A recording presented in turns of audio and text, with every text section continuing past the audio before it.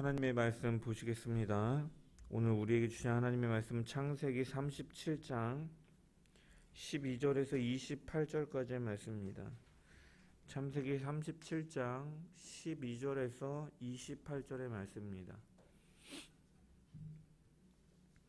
창세기 37장 12절에서 28절 말씀 다 찾으신 줄 알고 제가 하나님의 말씀을 봉독합니다. 그의 형들이 세겜에 가서 아버지의 양떼를 칠 때에 이스라엘이 요셉에게 이르되 내 형들이 세겜에서 양을 치지 아니하느냐 너를 그들에게로 보내리라. 요셉이 아버지에게 대답하되 내가 그리하겠나이다. 이스라엘이 그에게 이르되 가서 내 형들과 양떼가 다 잘 있는지를 보고 돌아와 내게 말하라 하고 그를 헤브론 골짜기에서 보내니 그가 세겜으로 가니라. 어떤 사람이 그를 만난즉 그가 들에서 방황하는지라. 그 사람이 그에게 물어 이르되 내가 무엇을 찾느냐. 그가 이르되 내가 내 형들을 찾아오니 청하건대 그들이 양치는 곳을 내게 가르쳐 주소서. 그 사람이 이르되 그들이 여기서 떠났느니라. 내가 그들의 말을 들으니 도단으로 가자 하더라 하니라. 요셉이 그의 형들의 뒤를 따라 가서 도단에서 그들을 만나니라. 요셉이 그들에게 가까이 오기 전에 그들이 요셉을 멀리서 보고 죽이기를 꾀하여 서로 이르되 꿈꾸는 자가 오는도다. 자 그를 죽여 한 구덩이에 던지고 우리가 말하기를 악한 짐승이 그를 잡아먹었다 하자. 그의 꿈이 어떻게 되는지를 우리가 볼 것이니라 하는지라. 르우벤이 듣고 요셉을 그들의 손에서 구원하러 하여 이르되 우리가 그의 생명을 해치지 말자. 르우벤이 또 그들에게 이르되 피를 흘리지 말라. 그를 광야 그 구덩이에 던지고 손을 그에게 대지 말라 하니 이는 그가 요셉을 그들의 손에서 구출하여 그의 아버지에게로 돌려보내려 함이었더라. 요셉이 형들에게 이르매 그의 형들이 요셉의 옷 그가 입은 채색 옷을 벗기고 그를 잡아 구덩이에 던지니 그 구덩이는 빈 것이라. 그 속에 물이 없었더라. 그들이 앉아 음식을 먹다가 눈을 들어본즉 한 무리의 이스마엘 사람들이 길르앗에서 오는데 그 낙타들의 향품과 유향과 모략을 싣고 애굽으로 내려가는지라. 유다가 자기 형제에게 이르되 우리가 우리 동생을 죽이고 그의 피를 덮어둔들 무엇이 유익할까. 자 그를 이스마엘 사람들에게 팔고 그에게 우리 손을 대지 말자. 그는 우리의 동생이요 우리의 혈육이니라 하매 그의 형제들이 청종하였더라. 그때 미디안 사람 상인들이 지나가고 있는지라. 형들이 요셉을 구덩이에 끌어올리고 은 20에 그를 이스마엘 사람에게 팔매 그 상인들이 요셉을 데리고 애굽으로 갔더라. 아멘. 오늘도 말씀을 통한 주의 은혜와 평강이 저와 여러분 가운데 넘치기를 축원합니다. 우리는 지난주부터 이제 야곱의 족보, 특별히 요셉에 관해서 말씀을 보고 있습니다. 요셉은 야곱의 12명의 아들 중에 11번째 아들로서 아버지 야곱의 많은 사랑을 받았습니다. 요셉이 사랑받은 이유는 야곱이 가장 사랑했던 여인인 라헬을 통해 요셉을 얻었기 때문이기도 하고 또한 그가 노년에 얻은 아들이었기 때문이었습니다. 요셉은 그로 인해서 그 당시에 장자들이나 입는 채색 옷을 입는 특권을 누리며 아버지로부터 많은 편애를 받았습니다. 하지만 그는 이러한 편애 속에서도 그의 인성이 삐뚤어지거나 잘못 자란 것이 아니라 배다른 형제들과 함께하면서 그는 양치는 일에 최선을 다하는 성실한 사람이었던 것을 우리는 살펴보았습니다. 그러면서 또한 그들과 함께하면서도 함께하지 않는 것이 있었는데 그것은 무엇이냐? 그들이 저지르는 악한 행동에 동참하지 아니하는 거룩한 모습을 그가 보였던 것이죠. 하나님은 이런 요셉에게 장래에 있을 일을 꿈으로 보여주셨습니다. 형제들이 벤 곡식단이 요셉이 벤단을 향해서 절하기도 하였고, 두 번째 꿈은 해와 달과 11별들이 자기에게 절하는 꿈을 꾸었습니다. 이것은 그의 형제들이 때가 되면 곡식을 얻기 위해 애굽에 왔다가 그 애굽의 총리였던 그를 찾아가서 신하의 예를 갖추리라는 것을 암시하는 하나님께서 보여주신 꿈이었죠. 오늘 말씀은 이제 그 하나님께서 보여주신 꿈으로 인해 그가 이제 구체적으로 고난을 받는 장면들이 다뤄지고 있습니다. 아버지의 명에 따라 형제들이 양을 치는 곳을 보러 갔다가 꿈을 꾼 일로 인해 그 원래의 미움이 이제 자신을 향한 증오가 되어버린 형들로 인해서 그곳에서 구덩이에 던져지고 노예로 팔려가는 일을 그가 경험하는 것입니다. 오늘 본문의 12절에서 13절의 말씀을 보면 이렇게 기록되어 있습니다.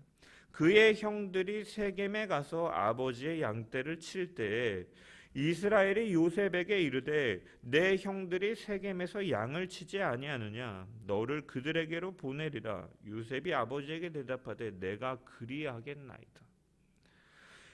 이때 당시에 야곱이 어디에 거주했냐면 14절에 보면 이제 헤브론 골짜기에서 거주하였다라고 기록되어 있습니다. 그런데 그 아들들이 이제 세겜 근처에 양을 치고 있었다라고 12절에 밝히고 있죠. 야곱은 요셉을 그곳으로 보내서 형제들이 잘 있는지 확인해 보고자 하였습니다.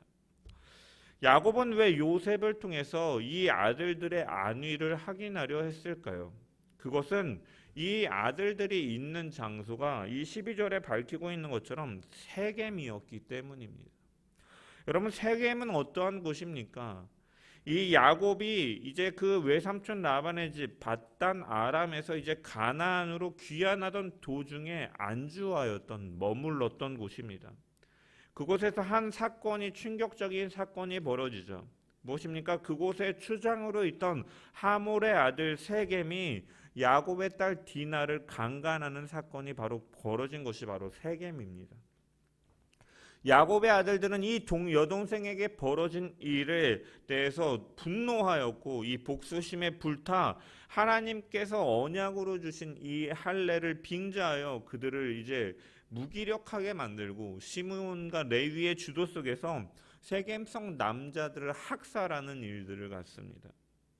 학자들은 이 34장에서 이 37장의 이 시간은 이제 한 2년 정도 흘렀다라고 봅니다. 이제 요셉의 나이를 가늠해서 한 이제 2년 정도의 시간이 흘렀다라고 보는데, 어느 정도 2년이라는 시간이 어떻게 보면 길면 길다고 할 수 있지만 사실은 이런 학살극이 벌어진 지 2년밖에 안 됐다라는 것은 사실은 그리 길지 않은 시간이었다는 거죠. 그러다 보니까 야곱은 이 자신의 가족들에 대한 그 세겜 사람들의 분노와 원한이 이 남아있는 곳에 아들들이 양떼를 몰고 갔다라는 사실에 근심하였던 것입니다. 그렇다면 야곱의 아들들은 왜 이런 위험성을 무릅쓰고 세겜을 향하여 갔는가? 가나안 지역은 건기와 우기로 나눠지는데 이 겨울이 우기입니다. 우기에는 이제 물이 그래도 물과 풀의 여유가 있기 때문에 가나안 땅 어디서든지 이 가축을 방목하면서 이렇게 칠 수 있었지만 이제 비가 그치게 되고 이제 건기로 다가가게 되면은 이제 물과 이 풀이 줄어들음에 따라서 가축의 먹을 것이 줄어들기 때문에 먼저 어디로 이동하느냐? 보리와 밀을 수확하고 난 이 추수한 지역으로 옮겨서 짐승을 방목시켜서 그 남은 풀들을 먹게 하고, 그리고 이제 그것도 다 떨어지게 되면은 이제 물과 풀이 있는 이제 산악지대로 옮겨가게 됩니다. 그래서 야곱의 아들들은, 제가 야곱이 세겜에 머무른 이유 중에 하나가 바로 그곳이 살기가 편안하다라고 말씀을 드렸잖아요. 이 물이 많고 땅이 기름지고 가축을 치기 유리한 이 세겜을 향하여 아들들이 갔다라는 것입니다.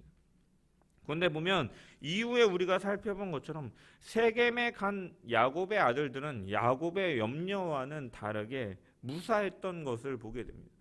사실은 그 시간이 오래돼서 그곳 사람들이 이 학살극을 잊어버렸기 때문에 이 아들들이 안전하였다라고 보기에는 어렵습니다. 왜냐하면 자기의 아버지들이, 남자들이, 아들들이 무참하게 살해당한 이 사건을 보았을 때 그 주변에 있는 사람들이 이 일을 잊는다는 것은 결코 쉽지 않기 때문입니다. 2년이란 시간밖에 흐르지 않았는데 어떻게 그 아들들이 무사할 수 있었던가 우리는 생각해 보건대 하나님의 애프터 서비스가 확실했다라고 우리는 생각할 수밖에 없는 것이죠. 하나님은 이 34장에 이 학살극이 있은 이후에 어떻게 하셨습니까? 야곱에게 베델로 가라 말씀하시면서 그 사면 고을들로 크게 두려워하게끔 하셨다라고 말씀하고 있습니다. 그로 인해서 야곱을 추격하고 야곱에게 복수하고자 하는 것들을 꿈도 못 꾸게 하셨던 것이 바로 하나님의 손길이었던 거예요. 야곱을 보호하시기 위해서. 마찬가지로 이후에도 하나님은 그들을 지켜주고 계신 것입니다. 이처럼 하나님은 약속한 것을 늘 지키시는 하나님이신 줄 믿습니다. 베델에서 약속하신 그 아브라함의 언약을 야곱이 계승할 것임을 다시금 재확인시켜 주셨고, 그 땅을 그와 그의 후손에게 주실 것임을, 그 후손을 번성하실 것 하게끔 하시겠다라는 그 약속을 분명히 지키시는 하나님이시다라는 거예요. 그래서 하나님은 그들을 지키시는 것이죠. 어찌됐든 야곱은 이 아들들이 걱정이 되었고, 또한 그들이 혹시 그동안에 우리가 앞에서 요셉이 그들의 잘못된 것들을 아버지에게 이제 말하였다라는 것을 통해서 그들이 때로는 잘못된 행동들을 하였기 때문에 이 야곱은 혹시 그들이 잘못하고 있는 것은 아닐까 또한 걱정하고 염려하는 가운데 요셉이 보호해 줄 것을 기대하면서 요셉을 보낸 것입니다. 아버지의 명령에 요셉은 어떠한 반응을 보입니까? 13절에 보니까 요셉이 아버지에게 대답하되 내가 그리하겠나이다 라고 말하고 있습니다. 내가 그리하겠나이다. 이 히브리어 문장을 직역해보면 나를 보소서라는, 나를 봐주세요라는 것입니다. 이것은 어떠한 의미냐면 내가 그것을 확고하게 수행하겠습니다. 이행하겠습니다. 의지를 내가 드러내면서 그 모습을 상대방이 확인하도록 자기에게 시선을 집중하라라는 의미로 나를 보소서 내가 그것을 확실하게 이행하겠습니다라는 의미로 대답하고 있는 것입니다. 여러분, 이 고백이 또 어디에 나오냐면요, 창세기 22장에 아브라함이 독자 이삭을 하나님께 바치라고 명령했을 때 그가 즉각적으로 순종하고자 하는 마음에서 하였던 내가 여기 있나이다 라는 말과 동일한 문장이에요. 내가 그리하겠나이다 하고 아브라함이 내가 여기 있나이다 라고 말하는 것은 이 아브라함이 하나님께 순종하는 믿음으로 나아갔던 것처럼 요셉이 아버지에게 그렇게 순종하겠다라고 밝히고 있는 것입니다. 여러분, 그런데 사실은 이 야곱이 요셉에게 준 미션은 결코 녹록한 일은 아니었습니다. 여러분, 야곱이 현재 요셉과 함께 있는 곳은 헤브론이라고 말씀을 드렸어요. 그리고 이 형들이 있는 곳은 세겜인데 북부 지역입니다. 헤브론은 유대 땅이고 이 세겜은 북쪽에 위치한 곳이에요. 그래서 그 길이 한 80여 킬로 정도 떨어져 있는 곳입니다. 80여 킬로.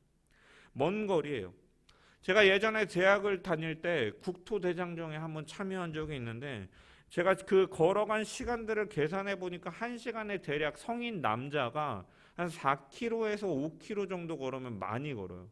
그리고 하루에 한 8시간 이상 걸으면요, 허벅지하고 이 다리하고 이 아파가지고 다음날 걷기에 굉장히 힘들더라고요. 네.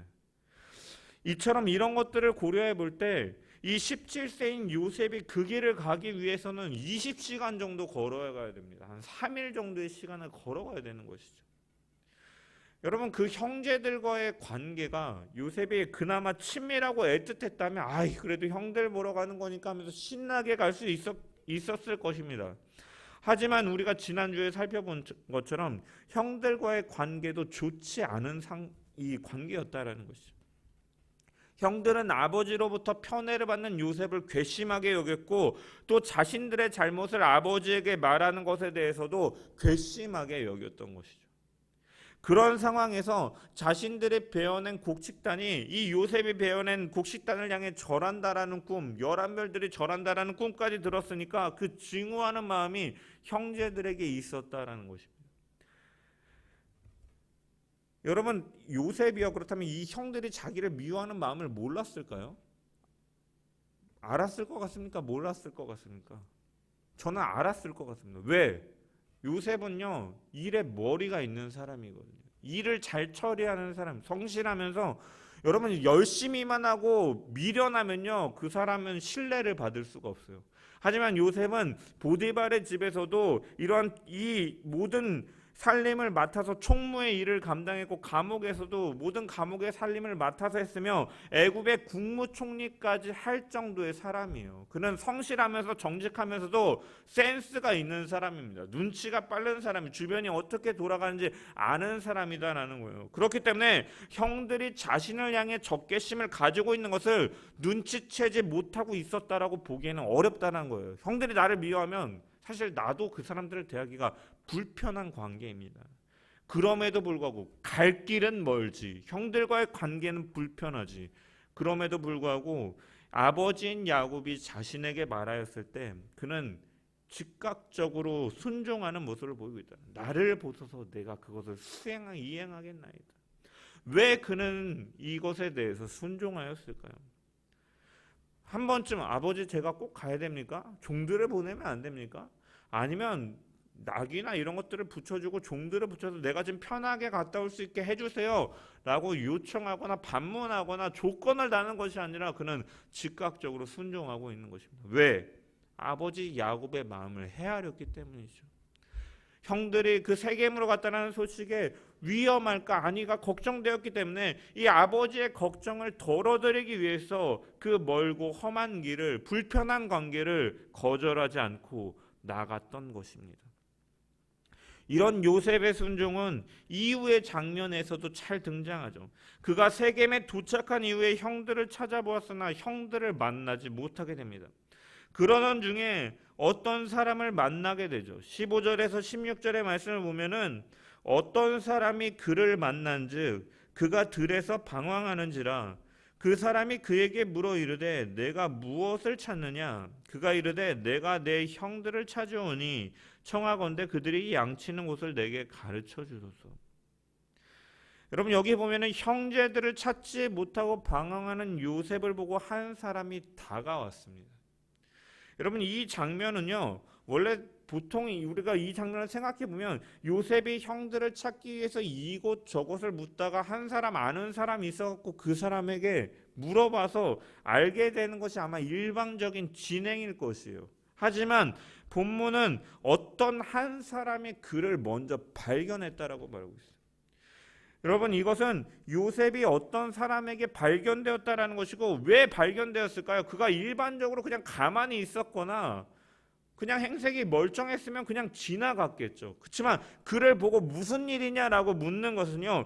요셉이 형들을 얼마나 간절하게 찾았던지 길을 잃고 방황하여 기진맥진한 상태에 있었기 때문에 야, 너 무슨 일인데 그래? 무슨 일인데 뭐 때문에 무엇을 그렇게 찾고 있어? 라고 그 사람이 보고 있던 사람이 찾아올 정도로 요셉이 그를 열심히 이 아버지의 명령에 순종하였던 것이에요. 의아하게 여기면서 찾아오는 것이죠. 그래서 창세기 기자는 그가 들에서 방황하는지라라고 그의 모습을 묘사하고 칭언한 것입니다. 여기서 방황하는지라라는 이 동사는 이 헤매다라는 동사의 분사 형태로 써 있어요. 분사 형태로. 히브리어 문장에서 이 문법에서 분사 형태로 쓰여졌다라는 것은요. 어떠한 행동이 계속되고 있음을 표현할 때 분사 형태로 사용하는 거예요. 즉 요셉이 계속해서 형들을 찾기 위해서 헤매고 있음을 다른 잘못된 길로 계속 찾아다니면서 헤매고 있음을 생생하게 묘사하는 표현이다라는 것이에요. 여러분 요셉은요 사실은 아버지가 세겜에서 가서 형들을 찾으라라고 했기 때문에 사실은 어느 정도 찾다가 돌아가서 아버지 세겜에 갔는데요 형들이 없었습니다. 다른 곳으로 간 것 같아요 라고 보고만 해도 사실은 그에게 책임을 물을 수가 없어요. 아버지의 명령에 그는 이행한 것입니다. 하지만 본문은 요셉은 그것을 뛰어넘어서 자신의 임무를 다하기 위해서 최선을 다해 기진맥진해서 주변에 있는 사람들이 의아하게 여기고 먼저 와서 물어볼 정도로 그는 최선을 다해 아버지의 명령에 순종하고 있는 것이죠. 성경학자들은 이처럼 아버지의 명령에 철저하게 순종한 요셉을 어느 것을 예표하고 있다고 보냐면 바로 예수 그리스도의 모습을 예표하고 있다라고 해석을 합니다. 여러분 예수 그리스도는 근본 하나님의 본체시지만 하늘의 모든 영광을 모르시고 종의 형태를 지니시고 이 땅에 우리 가운데 하나님의 사랑의 현현으로 오신 분이십니다. 특별히 요셉이 야곱에 대한 철저한 순종의 결과로 그가 형들에게 오늘 본문과 같이 구덩이에 던져져 종으로 팔려갔지만 이 고난의 시간들을 통해서 애굽의 총리가 되고 이를 통하여서 자신과 자신의 가족들 후대 이제 이스라엘 민족의 그 기틀까지도 할 수 있도록 보존할 수 있도록 그들을 구원하여 낸 것처럼 예수 그리스도도 성부 하나님의 뜻에 죽기까지 순종하심을 통하여 십자가에 죽으셨다가 구덩이에 던져진 것처럼 죽으셨다가 다시 부활하심으로 온 인류를 구원하시는 이 사건을 예표하고 있다라고 성경학자들은 해석하는 것입니다. 우리는 이 예수 그리스도를 통해서 또한 오늘 본문의 요셉을 통해서 오늘날 성도들이 어떠한 삶을 살아가야 되는지 성경이 어떻게 교훈하고 있는지를 발견할 수가 있는 것입니다. 주님은 우리에게 성도들에게 그리스도의 증인으로 살 것을 명령하셨습니다. 우리가 주일에 계속해서 누가복음의 말씀을 통해서 그 제자도에 대해서 계속 말씀하고 있는데 마태복음 28장 19절에서 20절에 보면 주님의 지상 대명령이라고도 하는 말씀입니다. 그러므로 너희는 가서 모든 민족을 제자로 삼아 아버지와 아들과 성령의 이름으로 세례를 베풀고 내가 너희에게 분부한 모든 것을 가르쳐 지키게 하라. 볼지어다 내가 세상 끝날까지 너희와 항상 함께 있으리라. 나와 함께하는 자들, 나를 따르는 자들, 내가 다시 올 때까지 그 자리에 있는 그 자들은 바로 아버지와 아들과 성령의 이름으로 세례를 주고 내가 너희에게 분부한 것을 가르쳐 지키게 하라. 복음의 증인으로 증거하며 살라라고 말씀하신 것이고 이것이 바로 우리를 성도로 부르신 목적이며 제자의 사명이다라는 것입니다. 아버지께서 말씀하고 계시다라는 거예요. 성도들은 그렇기 때문에 주님이 다시 오시는 그날까지 이 아버지의 명령에 순종하며 나아갔던 그리스도처럼 우리가 요셉과 같이 이 명령에 순종하며 살아가야 될 줄 믿습니다. 이 명령에 순종하는 것이 바로 하나님의 자녀된 자의 모습임을 오늘 요셉을 통하여서 우리는 분명히 발견할 수가 있는 것입니다. 예수 그리스도가 성부께 묵묵히 순종함으로 십자가의 길을 향해 걸어 나가셨던 것처럼 우리에게 맡겨진 사명을 주님 다시 오시는 그날까지 복음의 증인으로서 제자로서 살아가는 저와 여러분 되기를 소망합니다. 또한 우리가 이 요셉의 모습을 통해 일상의 삶의 자세 또한 점검해 볼 수가 있는 거죠. 요셉은 아버지의 명령을 결코 가볍게 여기지 않고 그 명령을 이루기 위해 자신이 할 수 있는 최선을 다해 이 일을 수행하고 있다는 거예요. 기진맥진할 정도로. 사실 성경에 나오는 믿음의 인물들 역시 요셉과 같은 모습을 보였음을 우리는 성경을 통해 발견할 수가 있습니다. 모세의 후계자로서 이스라엘 민족을 이끌었던 여호수아는 모세의 시종으로서 40년 동안 충성되어 그 사명을 자기의 일을 감당했습니다. 그가 만약에 이 시종이라는 직책을 하찮게 여기고 충성하지 않았다면 하나님께서는 그를 온 백성의 지도자로서 모세의 뒤를 이어 가나안 땅을 정복하는 큰 일의 도구로 사용하지 않으셨을 것입니다. 하나님의 마음에 합한 자라 일컬어지는 다윗도 마찬가지예요. 그가 사울의 종으로서 사울의 명령이라면 죽음을 각오하는 일까지도 그는 철저하게 순종하며 나아갔고 그가 나중에 자신을 죽이려고 하는 상황에서도 하나님의 기름 부으신 자의 생명을 내가 어떻게 취할 수 있겠느냐라고 하면서 끝까지 배신하지 않는 충성된 모습을 다윗은 보였다라는 거예요. 하나님은 이런 다윗을 예수 그리스도의 그 육적인 조상으로 만드시고 이스라엘의 위대한 왕으로 삼으신 것입니다. 우리는 성경을 통해서 하나님께서 사용하시는 자들은 자기에게 맡겨진 일들 역시도 소홀히 하지 않고 최선을 다해 감당했음을 발견할 수가 있는 것이죠. 왜냐? 작은 일에 충성하지 못하는 자는 큰 일에도 충성할 수가 없기 때문이죠. 우리가 하나님께 쓰임받는 자로 서기 위해서는 하나님께서 내게 허락하신 그 자리에서 지금 내게 허락된 일터에서, 가정에서, 직장에서, 교회에서 어느 곳이든지 우리는 최선을 다하며 하나님의 영광을 드러내며 살아가야 될 점이 있습니다. 직장에서도 너는 정말 다른 그 어떤 사람들보다 책임감을 가지고 성실하게 일하고 있구나. 너는 왜 그렇게 열심히 하는 거지? 네가 하나님을 믿기 때문에 이렇게 열심히 너는 이 자리에서도 최선을 다하고 있구나 라고 이 주변에 있는 사람들이 인정하고 드러내는 것이 곧 하나님의 영광을 드러내는 일인 줄 믿습니다. 하나님은 그런 충성된 자를 찾으시고 하나님의 일을 맡기시는 것입니다. 성경은 맡은 자에게 구할 것은 충성이다라고 바울은 고린도 교회 성도들을 향해 말했습니다.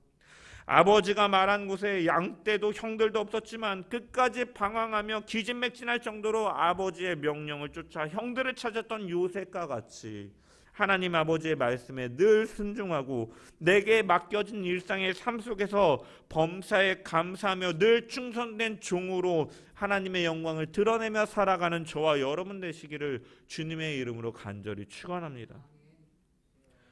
요셉이 이처럼 열심히 자기의 그 맡겨진 명령을 이행할 때 한 사람이 발견하고 그의 형들이 도단으로 향했다라고 알려주었습니다.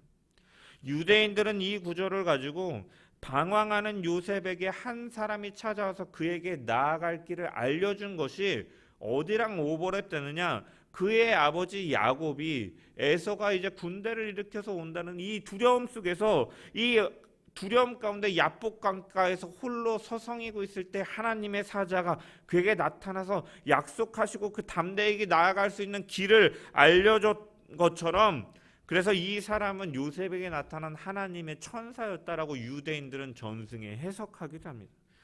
사실은 그렇지만 이 사람이 사실은 천사이든지 아닌지 중요하진 않죠.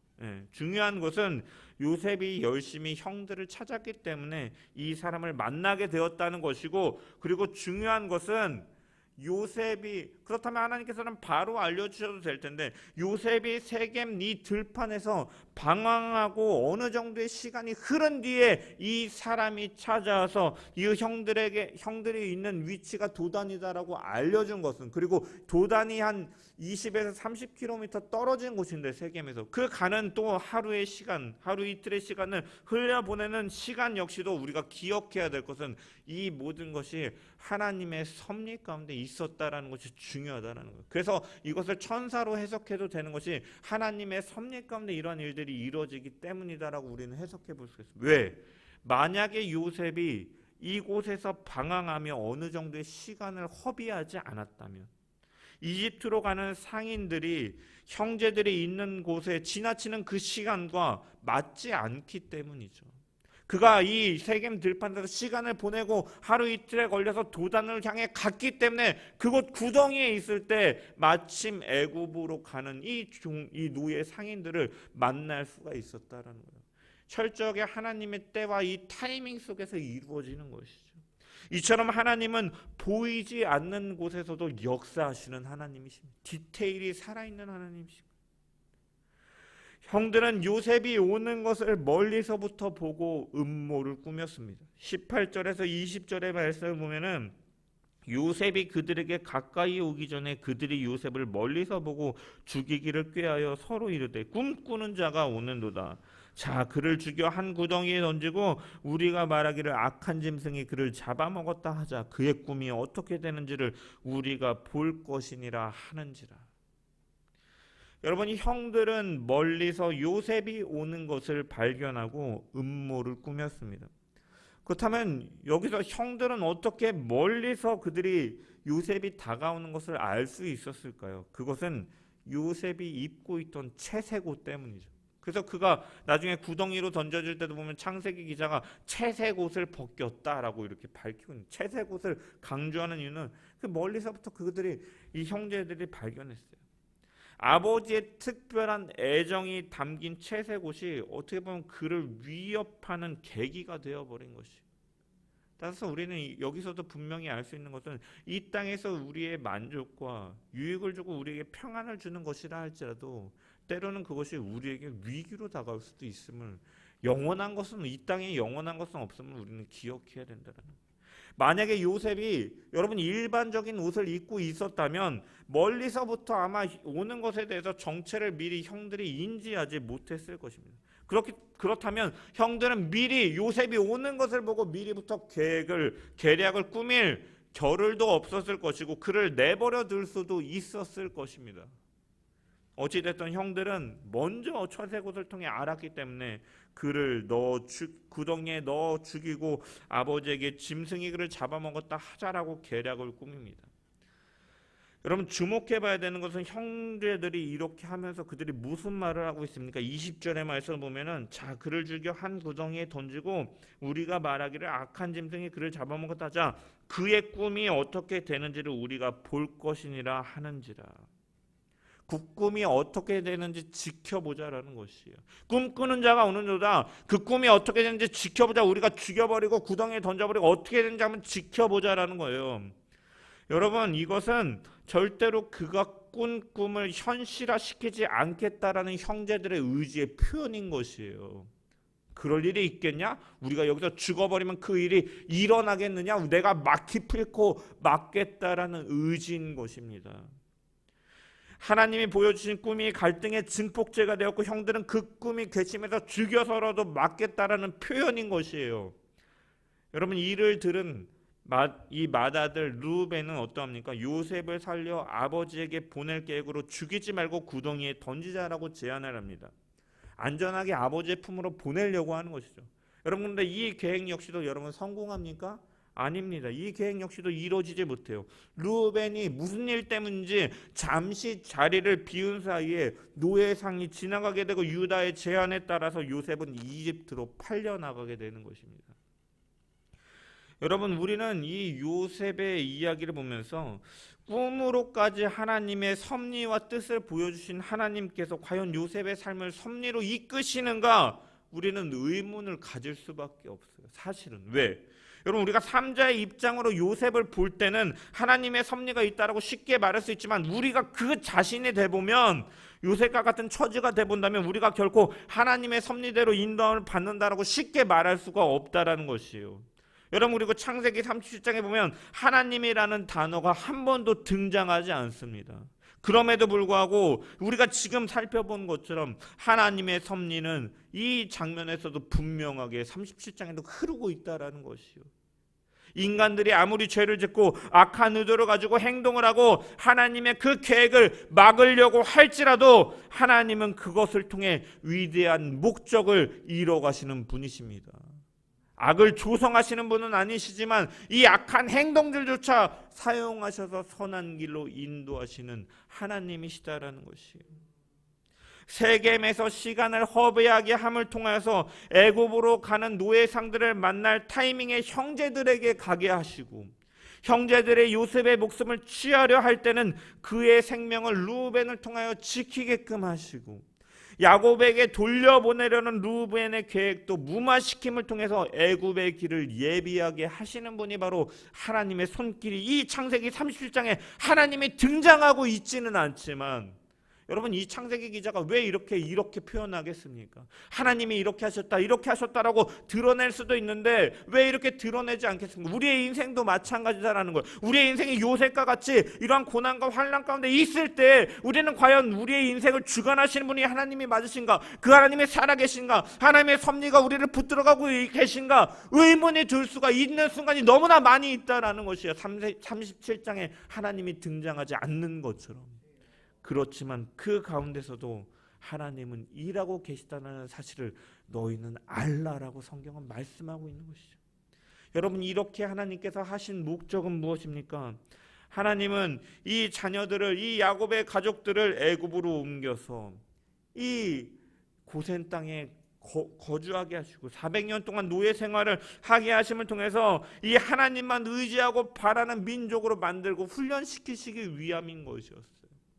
이 애굽이라는 강대국 속에서 아브라함에게 약속하셨던 것처럼 그 후손을 번성시킬 것인데 이 가나안은 역사적으로 여러 그 오픈된 위치였기 때문에 여러 민족으로부터 공격을 당하는 곳이었습니다. 그렇기 때문에 하나님은 민족을 태동시키기 위해서 애굽이라는 강대국, 그 당시에 초강대국 아래에서 번성시키기 위해서 애굽으로 가게 하셨고, 또한 애굽에서의 노예 생활들을 통하여 하나님께 부르짖게 하셨으며, 광야의 생활을 통해 만나를 주시고 메추라기를 주시고 푸른 기둥과 불기둥으로 인도하시는 하나님을 바라보면서 하나님만을 의지하는 훈련의 시간을 갖게 하기 위해 하나님은 이러한 섭리로 그들을 인도하셨다라는 것이에요. 여러분, 그리고 이 계획은 이미 하나님이 즉흥적으로 하신 것이 아니라 이미 아브라함을 부르시고 아브라함과 언약을 맺으실 때부터 계획된 일이었습니다. 여호와께서 아브라함에게 이르시되 너는 반드시 알라. 내 자손이 이방에서 객이 되어 그들을 섬기겠고 그들은 400년 동안 내 자손을 괴롭히리니 그들이 섬기는 나라를 내가 징벌할지며 그 후에 내 자손이 큰 재물을 이끌고 나오리라. 너는 장수하다가 평안히 돌아가 장사될 것이요 내 자손은 4대 만에 이 땅으로 돌아오리니 이는 아모리 족속의 죄악이 아직 가득 차지 아니함이었더라. 하나님의 계획이 있었고 보이지 않을지라도 하나님께서 이끄시는 하나님의 섭리가 있었다라는 것입니다. 그렇다면 왜 하나님께서는 자신이 택한 백성들을 전능하신 하나님께서 가나안 땅에서도 보호하시고 지키실 수 있을 텐데 왜 노예 생활을 통해서 애굽에 머물도록 하셨는가?